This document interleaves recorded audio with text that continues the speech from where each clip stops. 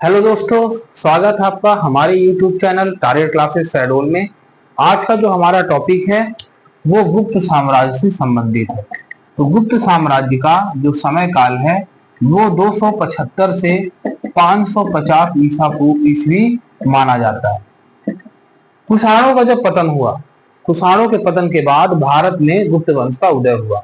गुप्त कुषाणों के सामंत थे, ऐसा इतिहासकारों का मानना है। और ये भी मानना है कि ये मूल रूप से वैश्य थे। इन्होंने कला और मूर्ति कला, साहित्य विज्ञान, विज्ञान और प्रौद्योगिकी, चिकित्सा, राजनीतिक समेकन और अर्थव्यवस्था के क्षेत्र में बहुत विकास किया, जिस कारण गुप्त काल को स्वर्ण युग भी कहा जाता है। तो इसे स्वर्ण युग के साथ साथ शास्त्रीय युग भी कहा जाता है। याद रखिएगा, गुप्त साम्राज्य को ही स्वर्ण युग या शास्त्रीय युग कहा जाता है। गुप्तों ने एक विशाल साम्राज्य स्थापित किया था, जिसमें कुछ भौतिक लाभों के कारण लगभग पूरा उत्तर भारत उनके अंपायर में शामिल था। इन्होंने पूर्वी उत्तर प्रदेश और बिहार से संचालन किया, जो बहुत उपजाऊ क्षेत्र था। इन्होंने अपने लाभ के लिए मध्य भारत और बिहार के लौह अयस्कों का भी दोहन किया है। अब गुप्त साम्राज्य से संबंधित जानकारी कहाँ से मिलती है, कौन से स्रोत हैं? तो इनमें है साहित्यिक स्रोत, वायु पुराण, विष्णु पुराण, मत्स्य पुराण, भागवत, स्कंद और मार्कंडे जैसे पुराणों में गुप्त राजाओं की शाही वंशावली की जानकारी मिलती है। विशाखा दत्त द्वारा लिखित देवी चंद्रगुप्तम और मुद्रा राक्षस में इनके समकालीन साहित्यिक रचनाएं और गुप्तों के उदय के बारे में जो है जानकारी प्रदान करती है। तो विशाखा दत्त की जो देवी चंद्रगुप्तम है और मुद्रा राक्षस, इनसे इनके साहित्यिक रचना और गुप्तों का उदय कैसे हुआ इसके बारे में जानकारी दी गई है। कालिदास की रचना है अभिज्ञान शकुंतलम, मेघदूतम, रघुवंशम, मालविकाग्निमित्रम, ऋतु संहारा और कुमार संभव में गुप्त काल की सरकार, समाज और धर्म के बारे में विश्वसनीय जानकारी प्रदान की गई है। शूद्रक की रचना है मृच्छकटिका। इसमें गुप्त काल का अस्थिर राजनीतिक स्थितियों का वर्णन किया गया है। चंद्रगुप्त द्वितीय के शासनकाल के दौरान कई चीनी यात्रियों ने भी दौरा किया, जिनमें एक थे फाहयान। फाहयान ने गुप्त साम्राज्य की सामाजिक, आर्थिक और धार्मिक स्थितियों का एक मूल्यवान विवरण दिया है। इनमें एक नाम आता है हेमसांग और इत्सिंग का। इन्होंने जो है तो अपने विवरण में गुप्त काल के दौरान बौद्ध धर्म की लोकप्रियता के बारे में जानकारी दी है। अब इन्हीं स्रोतों में है शिलालेख। शिलालेख जो गुप्त पुरालेख को मोटे तौर पर दो समूहों में विभाजित किया गया, एक आधिकारिक विवरण और दूसरा निजी विवरण। शाही अनुदान की प्रशस्ति में शाही वंशावली और राजनीतिक घटनाओं पर विवरण का उल्लेख है। राजाओं के विशेषण और विवरण सत्ता के प्रचलित पदानुक्रम और शासन के आदर्शों को दर्शाते हैं। समुद्रगुप्त का इलाहाबाद पत्थर स्तंभ शिलालेख, चंद्रगुप्त द्वितीय का महरौली लौह स्तंभ शिलालेख और स्कंदगुप्त का जूनागढ़ चट्टान शिलालेख जो है इसी श्रेणी में आते हैं। बात करें हम मुद्रा शास्त्रीय साक्ष्य की, तो गुप्त राजाओं ने बड़ी संख्या में सोने और चांदी के सिक्के जारी किए थे। अधिकांश गुप्त सिक्कों में केवल दंतियां और प्रतीक हैं। डिजाइन, निष्पादन और कलात्मक रचना में ये ग्रीक और कुषाण सिक्कों से मिलते जुलते हैं। ये सिक्के गुप्तों की सामाजिक, आर्थिक, राजनीतिक, धार्मिक और कलात्मक उपलब्धियों के पुनर्निर्माण के लिए अपरिहार्य मूल्य के थे। स्मारकों में जो स्मारक हैं, ये कलात्मक और धार्मिक इतिहास दोनों के स्रोत हैं।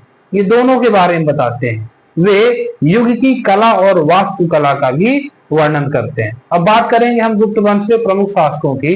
तो गुप्त वंश के जो शासक हैं, तो श्री गुप्त और घटोत्कच, इन दोनों का जो समय काल है वो 275 से 300 ईस्वी बताया गया है। 275 से 300 ईस्वी श्री गुप्त ने गुप्त वंश की स्थापना की और घटोत्कच इनका बेटा था।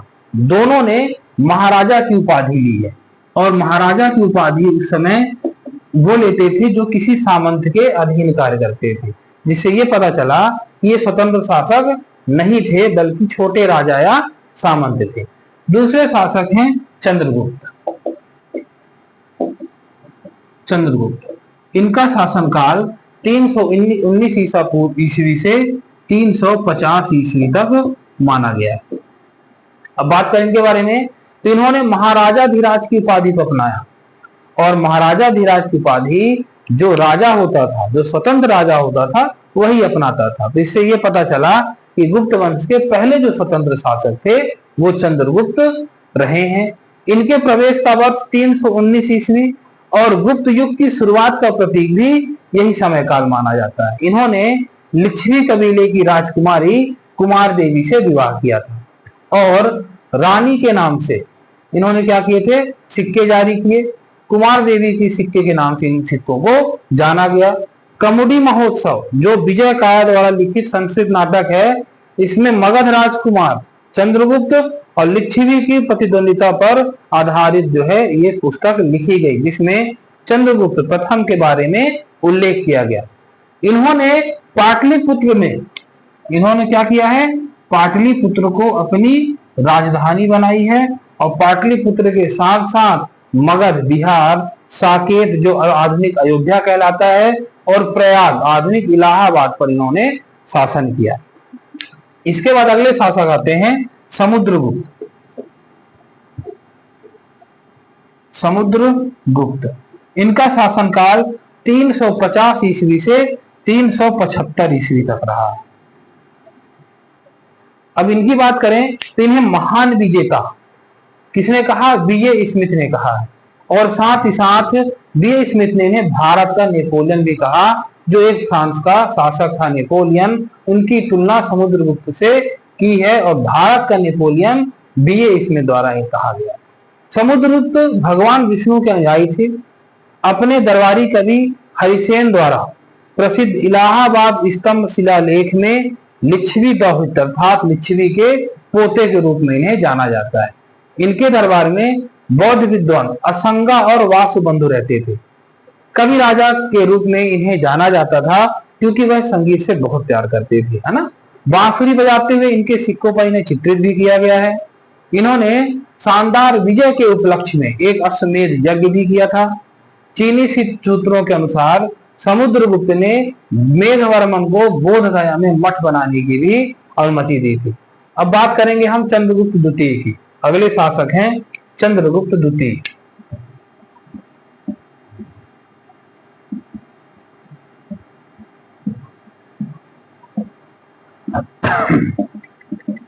चंद्रगुप्त द्वितीय का शासनकाल 375 ईस्वी से 415 ईस्वी का रहा है। इन्हें विक्रमादित्य और सिंह विक्रम के नाम से भी जाना जाता है। इन्होंने चांदी, तांबा और सोने के सिक्के जारी किए। तांबा को चंद्र और सोने के सिक्कों को दिनारा कहा गया।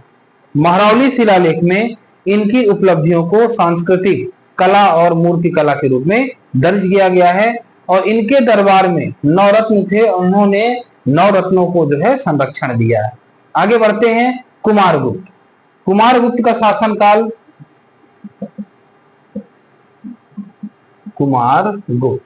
कुमारगुप्त का शासनकाल 415 ईस्वी से 455 ईस्वी का था। अब बात करें कुमारगुप्त की, तो शंकरादित्य और महेंद्रादित्य की इन्होंने क्या करी है, उपाधि को अपनाया है। ये शिव के पुत्र कार्तिकेय के उपासक थे, और नालंदा विश्वविद्यालय की स्थापना कुमारगुप्त ने की थी। इन्होंने अश्वमेध यज्ञ किया।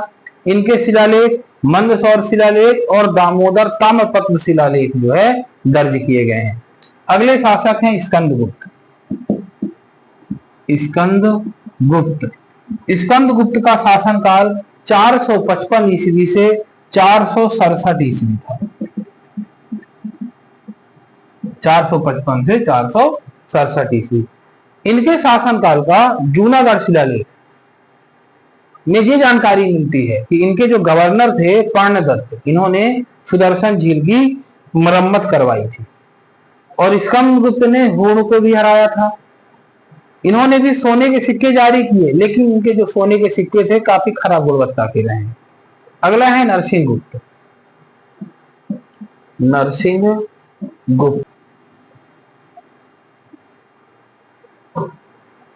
अगले जो शासक हैं वो है नरसिंहगुप्त। नरसिंहगुप्त नरसिंहगुप्त का शासनकाल था 495 से 530 ईस्वी। इन्हें कट्टर बौद्ध कहा जाता है।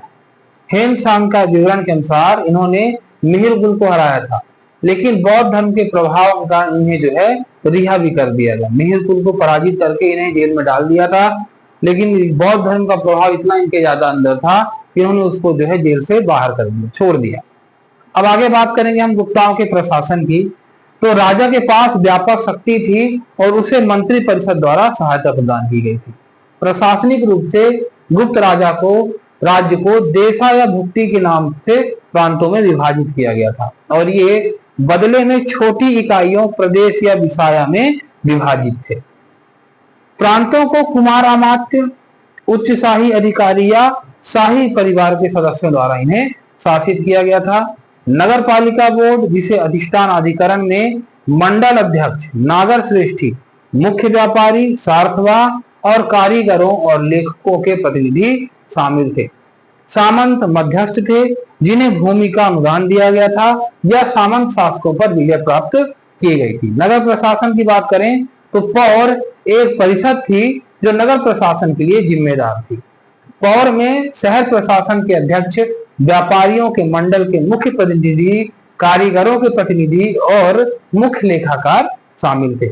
सेना भट्टस्वपति ये घुड़सवार सेना और पैदल सेना का कमांडर था।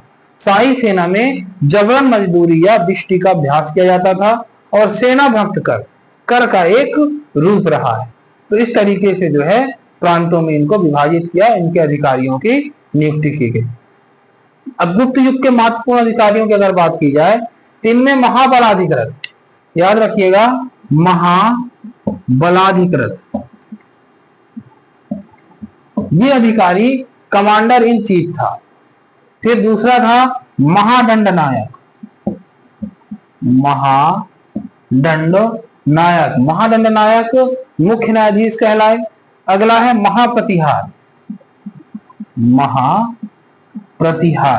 महाप्रतिहार का जो काम था वो शाही महल के रख रखाव के लिए अधिकारी की नियुक्ति की गई थी। अगला है संधि विग्राहक। संधि विग्राहक का जो काम था वो युद्ध के बाद सुलह के लिए जो है इसकी नियुक्ति की गई थी। अगला है दंडत पशिका।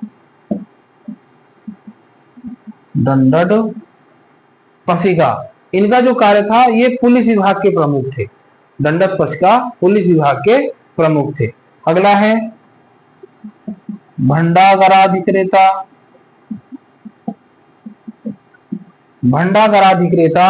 इनकी नियुक्ति रॉयल ट्रेजरी के प्रमुख के रूप में की गई थी। अगला है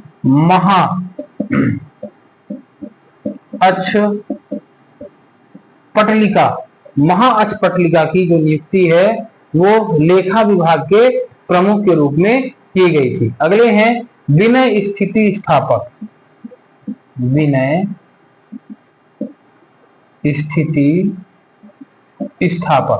विनय स्थिति स्थापक की नियुक्ति शिक्षा विभाग के प्रमुख के रूप में की गई थी। अगले हैं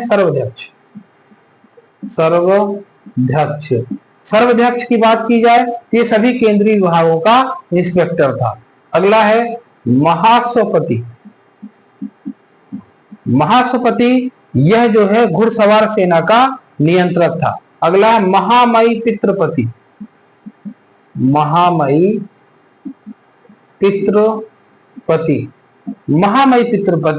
हाथी बल का नियंत्रक और निष्पादक था। अगला है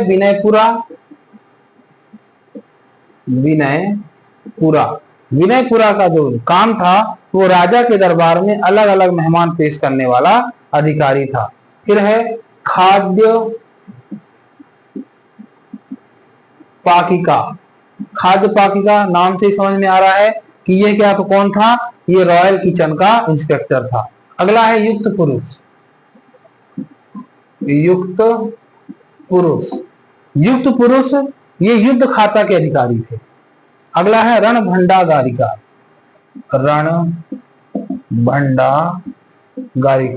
रण भंडागारिका गुप्त शासन में सेना भंडार का प्रभारी कार्यालय संभालता था। तो सेना भंडार के जो कार्यालय थे इनका प्रभारी कौन था? रण भंडागारिका था। तो इस प्रकार से जो है गुप्त काल में सैन्य अधिकारी हुए हैं और हर अधिकारी को जो है अलग अलग काम सौंपा गया था। अब आगे हम बात करेंगे सेना की। सेना की बात करें तो गुप्त परिवार का एक बहुत बड़ा सैन्य संगठन था।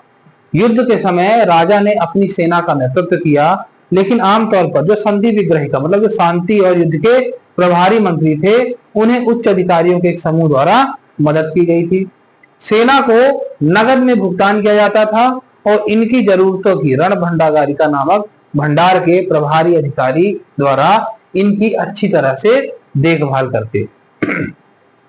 अन्य कर्तव्यों के बीच इस अधिकारी को आक्रामक और रक्षात्मक हथियार जैसे युद्ध खुला कुलाड़ी, धनुष और तीर, भाला, नोक तलवार, बर्छा आदि की आपूर्ति की देखभाल करनी होती थी। अब हम बात करेंगे गुप्त साम्राज्य के प्रांत और जिलों की, प्रांत, जिले और गांव की। तो पूरे साम्राज्य को देशा या राष्ट्र या भुक्ति में विभाजित किया गया था। शिलालेख में भुक्तियों के नाम भी मिलते हैं, जैसे एक है बंगाल का पुंड्रावर्धन भुक्ति और उत्तर बंगाल में है तीरा भुक्ति, जो दोनों बंगाल और उत्तर बिहार से मेल खाती है। भुक्तियों को राजा द्वारा सीधे नियुक्त उपरिका द्वारा शासित किया गया था। प्रांत या भुक्ति को फिर से आयुक्त नामक एक अधिकारी के तहत जिलों या विषय में विभाजित किया गया था और अन्य मामलों में इसके लिए एक विषय पद की नियुक्ति की गई थी और यह नियुक्ति जो प्रांत के गवर्नर थे उनके द्वारा की जाती थी। बात करें बंगाल के गुप्त शिलालेखों की, इनसे यह पता चलता है कि जिला प्रमुख का कार्यालय प्रमुख स्थानीय समुदायों के प्रतिनिधित्व से जुड़ा हुआ है। नगर श्रेष्ठी जो शहर के व्यापारियों के प्रमुख हैं, सार्थवा जो कारवा प्रमुख हैं और प्रथमा कुलिका जो कारीगर समुदाय के प्रमुख और जो प्रथमा कायस्थ समुदाय के प्रमुख हैं, इनके द्वारा देखरेख की जा रही है। इसके अलावा पुष्पपाल अधिकारी थे जिनका काम प्रबंधन और विवरण रखना था। प्रशासन की सबसे छोटी इकाई जिला थी। उत्तरी बंगाल के गुप्त शिलालेखों से पता चलता है कि गांव की तुलना में अन्य इकाइयां ऊंची थी। जैसे अस्तुकलाधिकरण के संदर्भ में ये मिलता है, यहाँ पर ग्रामिका, कुटुंबी और महतारा के रूप में जो गांवों की ओर विभिन्न श्रेणियों में बांटा गया है और इन कार्यालयों में प्रतिनिधियों को भेजा गया जो विभिन्न अवसरों पर गांव के स्तर से ऊपर कार्य करते थे। ठीक है, अब हम लोग बात करेंगे कि महत्वपूर्ण अधिकारी और कार्यालयों की इनकी भूमिका क्या क्या थी। तो देशा या राष्ट्रीय भुक्ति ये राज्य के प्रांत थे। उपरिकास जिलों को उनके द्वारा शासित किया गया था और इन्हें सीधे राजा द्वारा नियुक्त किया गया था। बात करेंगे विषय की, ये प्रांतों के अंतर्गत आने वाले जिले थे। आयुक्त जिला के प्रमुख अधिकारी जो प्रांतीय गवर्नर द्वारा जिन्हें नियुक्त किया गया था। फिर आता है अधिकरण, ये जिले का प्रधान कार्यालय था। नगर श्रेष्ठी शहर के व्यापारियों का प्रमुख था। सार्थवा कारवा का प्रमुख था। प्रथमा कुलिका कारीगर समुदाय का प्रमुख था। प्रथमा कायस्थ यह कायस्थ समुदाय का प्रमुख था। इनमें एक नाम और आता है जिसका नाम है पुष्पपाल, ये जिन अधिकारियों का काम और प्रबंधन का विवरण रखता था। ये अधिकारियों के सभी काम प्रबंधन का विवरण रखता था। फिर है ग्रामपति या ग्रामाध्यक्ष, ये गांव के मुखिया थे। ग्रामावृद्ध ये गांव के बुजुर्ग थे। ठीक है, अब हम बात करेंगे गुप्त युग के दौरान अर्थव्यवस्था की। तो कामंदक ने एक किताब लिखी जिसका नाम था नीतिसार। इन्होंने गुप्त काल के शाही खजानों के बारे में बताया। इन्होंने अच पाताल अधिकृत जो शाही अभिलेखों के रखवाले थे, इसे बताया कि चीन से रेशम की बढ़ती मांग के कारण भारत के लंबी दूरी के व्यापार में गिरावट आई। भू राजस्व इस समय की अर्थव्यवस्था में आय का मुख्य स्रोत था। अर्थव्यवस्था में अगर करों की बात करें तो गुप्त काल के दौरान जो कर थे, इनमें पहला है कलिप्ता या क्लिप्ता, ये बिक्री कर या खरीद कर था। दूसरा है हलवी कर या हली डंडा, ये जुताई कर था। तीसरा कर है बाली, ये लोगों पर एक अतिरिक्त दमनकारी कर के रूप में लगाया गया था। फिर है उपलिप्ता, ये अतिरिक्त मामूली कर था। फिर है वातभूत, हवा और आत्माओं के लिए किए गए जो संस्कार था उसके रख रखाव के लिए उपकर लिया जाता था, जिसे वातभूत के नाम से जाना गया। फिर है प्रत्यय, यह जो है टोल टैक्स का कर था। भोग, उपज में राजा को अलग से हिस्सा देना पड़ता था। भाग भाग कर, भोग और भाग का संयोजन था। भत्ता, पुलिस कर था। उदिनंगा, सुरक्षा कर। चरसना, चराई कर। हिरण्य, नगद मिली गई विशेष उपज पर कर। उडियांग, जल कर। ऊपरी कर, किराएदारों से वसूला गया कर। क्लियर है? तारादया, नेविगेशन पर लेने वाला कर था। रज्जु, भूमि की माप के लिए कर जो है वसूला जाता था, जिसे किस नाम जाना गया? रज्जु के नाम से। एक कर है सर्वृष्टि, ये जबर वसूली की जाती थी, जबरदस्ती कर जो है वसूल लिया जाता था, जिसे सर्वृष्टि, और ये जो गवर्नमेंट के द्वारा जो है छूट दी गई थी कि आप जो है ये कर को वसूल सकते हो। एक है वेदक भोग, ये सिंचाई कर था।